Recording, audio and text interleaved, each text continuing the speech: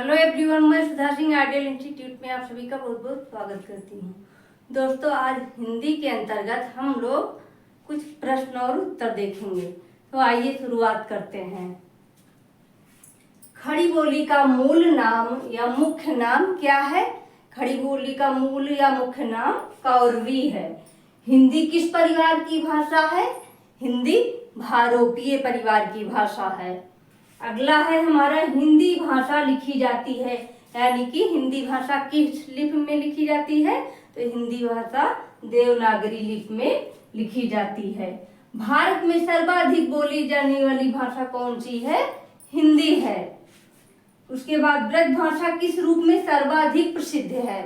ब्रज भाषा किस रूप में, यानी गद्य रूप में या पद्य रूप में? तो ब्रज भाषा काव्य के रूप में यानी पद्य के रूप में सर्वाधिक प्रसिद्ध है। अधिकतर भारतीय भाषाओं का विकास हुआ है, किस लिपि में हुआ है? ब्राह्मी लिपि में हुआ है। अधिकतर भारतीय भाषाओं का विकास ब्राह्मी लिपि में हुआ है। भारतीय संविधान में किन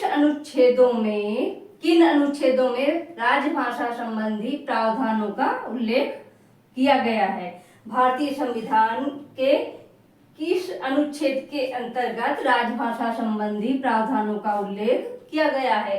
तो अनुच्छेद 343 से लेकर के अनुच्छेद 351 तक है, राजभाषा संबंधी प्रावधानों का उल्लेख किया गया है।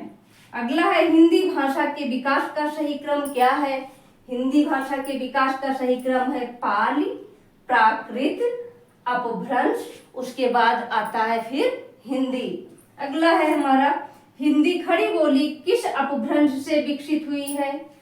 हिंदी खड़ी बोली किस अपभ्रंश से विकसित हुई है? तो सौर श्रेणी से ये विकसित हुई है।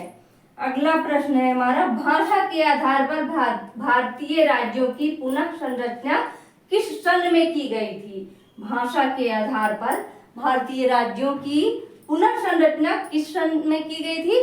तो सन 1956 ईस्वी में। अगला प्रश्न है हमारा, भाषा के आधार पर सर्वप्रथम किस राज्य का गठन हुआ था? भाषा के आधार पर किस राज्य का गठन हुआ सर्वप्रथम? तो आंध्र प्रदेश का हुआ था। किस राज्य का हुआ था? आंध्र प्रदेश का।